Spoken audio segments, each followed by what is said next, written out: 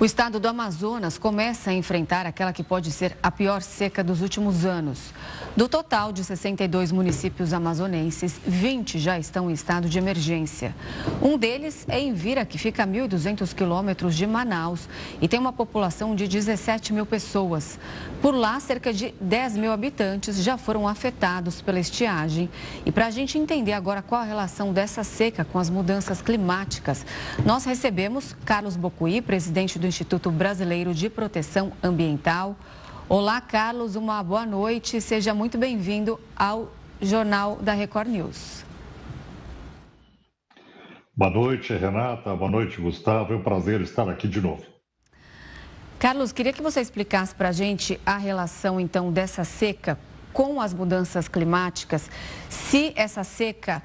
A causa, ela já foi consequência da mudança climática que a gente registrou no ano passado como a pior do estado do Amazonas, e agora as expectativas são de que o estado registre uma seca ainda pior do que aconteceu em 2023? Então, esse é um fenômeno que ele tende, ao longo do tempo, a crescer em intensidade. Primeiro, porque você tem um aumento da temperatura global decorrente das mudanças climáticas. E o ano passado nós atingimos, em média global, 1,5 graus, somando-se o efeito do El Niño. Então, esse é o elemento base, que é o crescimento da temperatura do aquecimento global, provocado pela ação humana. A questão é que houve um evento episódico, que é o Laninha, que atingiu duramente a região amazônica, principalmente do sul e do sudoeste, no ano de 2022. Isso foi se agravando em 2023 com a chegada do El Niño, que trouxe um grande aumento de temperatura, quer dizer, calor extremo, né? Esses fatores levaram a essa situação de emergência com a baixa do nível dos rios da Amazônia. E como a Amazônia praticamente depende dos rios, do sistema aquaviário para transporte, para abastecimento, isso se tornou um problema até de saúde pública, né, de abastecimento e de defesa civil. Agora, há um outro componente que é a questão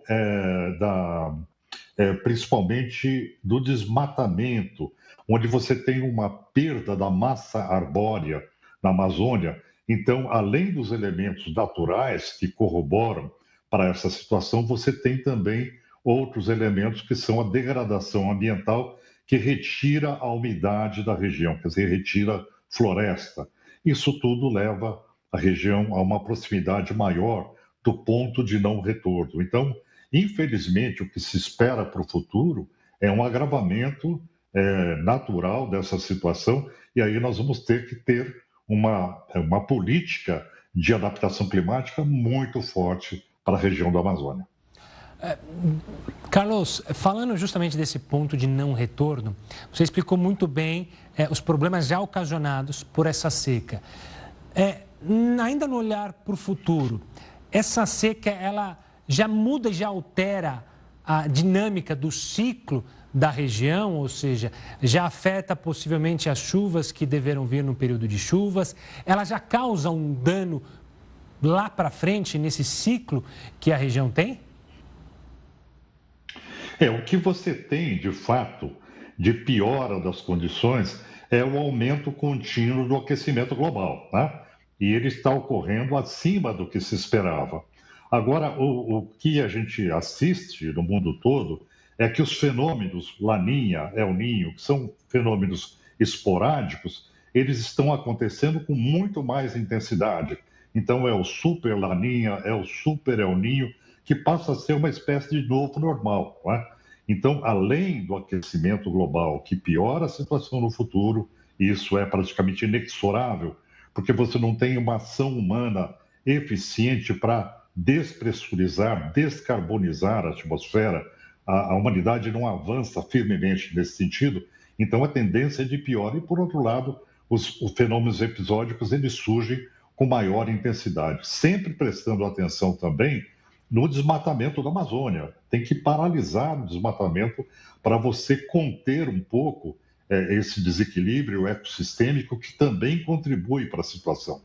em síntese, respondendo a sua pergunta, a tendência é de piora, não é? E nós vamos ter que estar preparados para isso, principalmente na assistência a essas populações que dependem do sistema aquaviário para a sua sobrevivência. Você fala dos fatores externos, chama atenção aí para o desmatamento. Esse desmatamento, ele aumenta o número de queimadas que daí retroalimentam a crise climática? É tipo um ciclo vicioso? É a condição natural do ecossistema. Você fragiliza o ecossistema. Então, você tem uma área de floresta, essa área de floresta, ela perde cobertura vegetal. O desmatamento ocorre também por queimadas, então você perde quantidade de floresta existente no local. Quando você perde quantidade de floresta, você perde umidade na atmosfera. E é isso que nós estamos sofrendo hoje, perda de umidade. Então, quanto mais se recuperar a floresta, regenerar a floresta, isso vai ser benéfico e vai atenuar esse efeito que nós temos hoje. Então, é importante não só que cesse o desmatamento, mas que a gente tenha um processo de replantio de florestas para restabelecer o equilíbrio no ecossistema. Tá certo. Carlos, obrigado pela participação aqui conosco. Uma honra tê-lo aqui para falar sobre, infelizmente, mais um problema no nosso clima. Um forte abraço e até a próxima. Eu que agradeço. Obrigado, boa noite.